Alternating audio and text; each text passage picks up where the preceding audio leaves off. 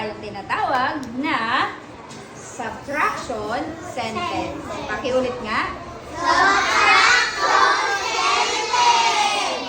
Okay, ito yung subtraction sentence. Meron tayo 18 minus 2 equals 16. Ang 18 ay tinatawag natin minuit. Ang 2 ay tinatawag natin ang simbolong ito ay minus. Ibig sabihin, nagbawas tayo. Ito naman ay equal. Ang sagot natin ay okay, 16 tinatawag naman natin na libre!